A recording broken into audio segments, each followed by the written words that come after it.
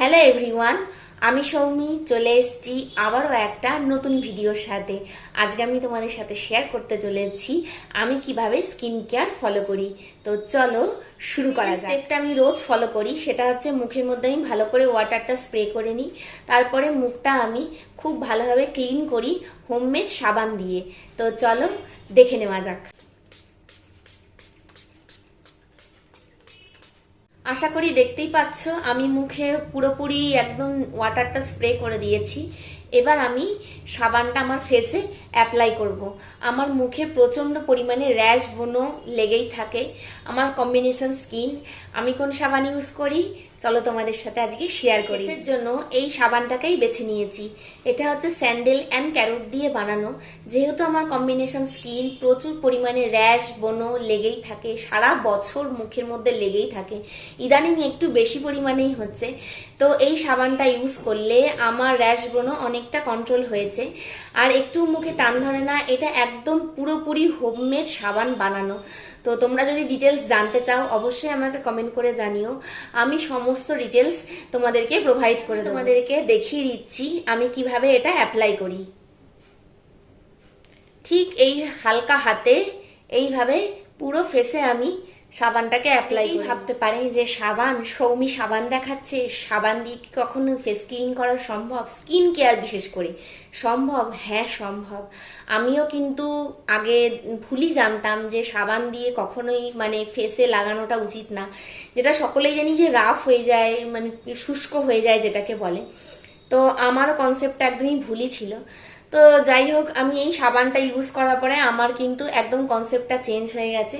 আর এই সাবানটা অ্যাপ্লাই করার পরে জাস্ট হালকা হাতে এইভাবে একটু মাসাজ করে নিই, আর নর্মাল ওয়াটারে আমি পুরো মুখটাকে ধুয়ে নিই। তো নেক্সট পার্টে আমি তোমাদেরকে দেখাচ্ছি আমি কোন ফেস প্যাকটা ইউজ করি, যেটা মাখলে স্কিনটা আরো বেশি করে ব্রাইট। আমার ফেস একদম ক্লিন করে চলে এসেছি। এবার চলো নেক্সট স্টেপটা দেখে নেওয়া যাক। যে স্টেপটা আমি ফলো করি সেটা হচ্ছে এই উপটান প্যাক। এই উপটান প্যাকটা আমি ব্যবহার করি, তাতে করে আমার স্কিন একদম ব্রাইট হয়ে যায় আর খুব হেলদি থাকে। তো চলো তোমাদেরকে অ্যাপ্লিকেশন করে দেখাই। এই বাটিটার মধ্যে আমি সামান্য পরিমাণে জল নিয়েছি, আর উপটান প্যাকটা নেব 1 চামচ। তারপরে আমি আঙ্গুলের সাহায্যে একটা থিক পেস্ট বানিয়ে নেব। তারপরে আমি পুরো মুখে অ্যাপ্লিকেশন করে তোমাদেরকে দেখাচ্ছি। পুরো ফেসে আমার অ্যাপ্লিকেশন ডান। এটাকে আমি ছেড়ে দেবো জাস্ট 10 মিনিটের জন্য। তারপরে আমি একদম ফেসটাকে ক্লিন করে দেবো নর্মাল ওয়াটার দিয়ে। নেক্সট স্টেপ যেটা আমি ফলো করি সেটা হচ্ছে একটা মুখে অ্যাপ্লাই করতে হবে টোনার। তো টোনারের মধ্যে আমি বেছে নিয়েছি প্লামের এই রোজ টোনারটা।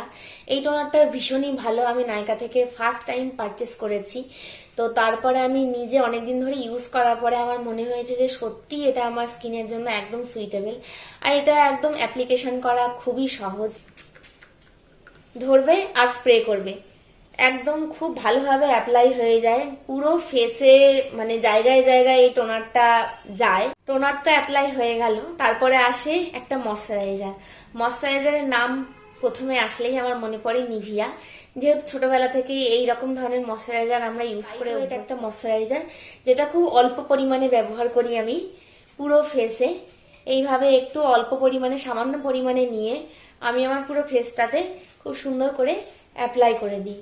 সবার লাস্টে যেটা আমি ব্যবহার করি সেটা হচ্ছে একটা লিপ বাম। এটা না দিলে কিন্তু একদমই চলবে না। আর এখন ঠোঁটটা আমার একটু বেশি যেন ড্রাই হয়ে যাচ্ছে মনে হচ্ছে, তো সেই জন্য আমি এই লিপ বামটা ব্যবহার করি। খুব ভালোভাবে ঠোঁটে আমি এটাকে অ্যাপ্লাই করে নিই। তোমরা যদি এই লিপ বামের ডিটেলস জানতে চাও তাহলে কিন্তু আমাকে অবশ্যই করে কমেন্ট করো। লিপ বামটা দেখতে কত কিউট না, আর কি সুন্দর দেখো। আমার তো এটা খুবই পছন্দের একটা লিপ বাম। তো এটাই ছিল আমার স্কিন কেয়ার। আশা করি তোমরা আমার আগের লুকের সাথে এই যে স্কিন কেয়ার করার পরে যে স্কিনটা দেখতে পাচ্ছ কতটা হেলদি হয়েছে, কতটা ব্রাইট হয়েছে, নিশ্চয়ই তোমরা বুঝতে পারছো। আমি তো বুঝতে পারছি। তো আজকের মতন ভিডিওটা আমি এখানেই শেষ করছি। দেখা হচ্ছে আবার একটা ইন্টারেস্টিং ভিডিওর সাথে।